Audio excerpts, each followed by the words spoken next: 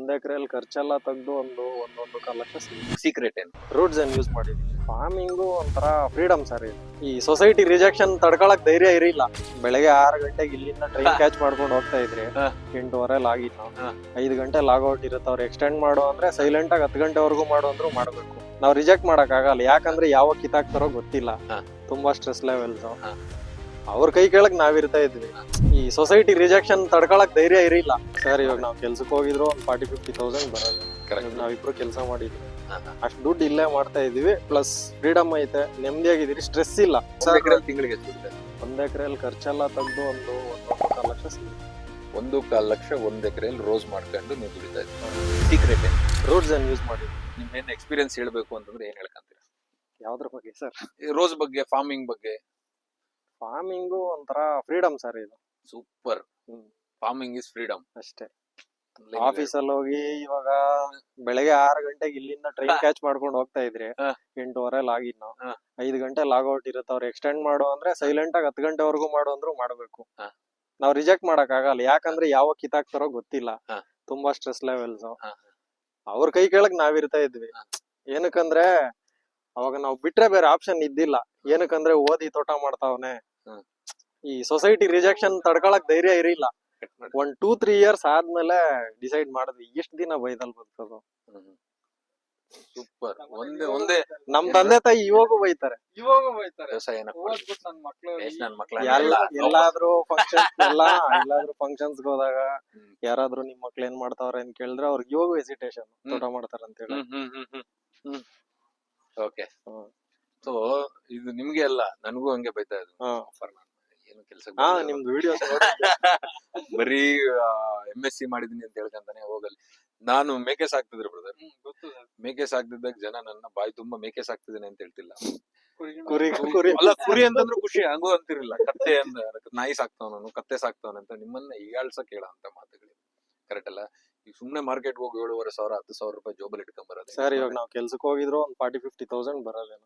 ನಾವಿಬ್ರು ಕೆಲಸ ಮಾಡಿದ್ರು, ಅಷ್ಟ್ ದುಡ್ಡು ಇಲ್ಲೇ ಮಾಡ್ತಾ ಇದೀವಿ. ಪ್ಲಸ್ ಫ್ರೀಡಮ್ ಐತೆ, ನೆಮ್ಮದಿಯಾಗಿದ್ದೀರಿ, ಸ್ಟ್ರೆಸ್ ಇಲ್ಲ.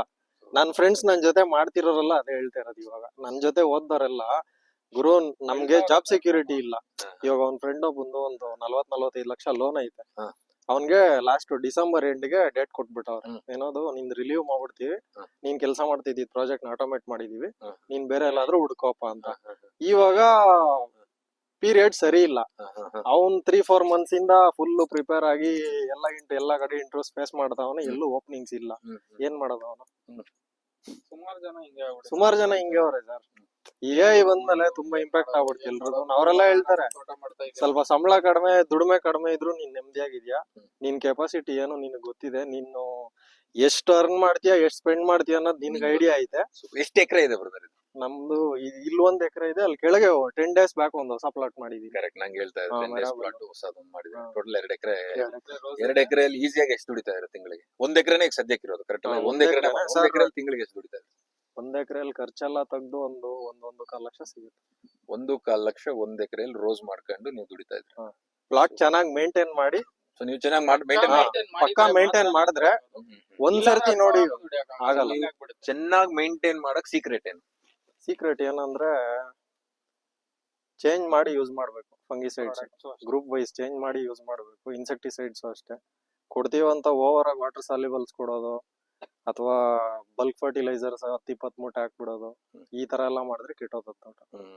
ಎಲ್ಲಾನು ಲಿಮಿಟ್ ಅಲ್ಲಿ ಇರ್ಬೇಕು. ಕರೆಕ್ಟ್. ಸೊ ಎಲ್ಲವನ್ನು ನಾವು ಬೇಕಾದ ಪ್ರಮಾಣದಲ್ಲಿ ಮಾತ್ರ ಕೊಟ್ರೆ, ಎಷ್ಟು ಬೇಕೋ ಅಷ್ಟೇ ಕೊಡ್ಬೇಕು. ಇವಾಗ ಕೆಲವರು ವಾಟರ್ ಸಾಲ್ಯುಬಲ್ಸ್ ಕೊಡ್ರಿ ಅಂದ್ರೆ 20 kg ಕೊಡ್ತಾರೆ. ನಾನು ಅದೊಂದು 2 kg 3 kg ಕೊಟ್ರೇನೆ ಅದು ಇಮಿಡಿಯೇಟ್ ಅಪ್ಟೇಕ್ ಆದ್ರೆ ಎಲೆಗಳು ಉದುರೋಗ್ಬಿಡ್ತಾವೆ. ನೋಡಿ, ವಿಲಾಸ್ 10 kg ಹೊಡಿತಿದ್ದಾನೆ ಅಂತ ಅವ್ರ 2 kg 20 kg ಹೊಡಿತಾನೆ. ಹಂಗೆ ಯಾಕೆ ವಿನೋದ್ ಹಿಂಗೆ ನೀನು? ಒಂದ್ ಸ್ವಲ್ಪ ಜಾಸ್ತಿ ಮಾಡಿ 13,045 ಒಂಚೂರು ಜಾಸ್ತಿ ಬಿಟ್ಬಿಟ್ಟ ಅವನು.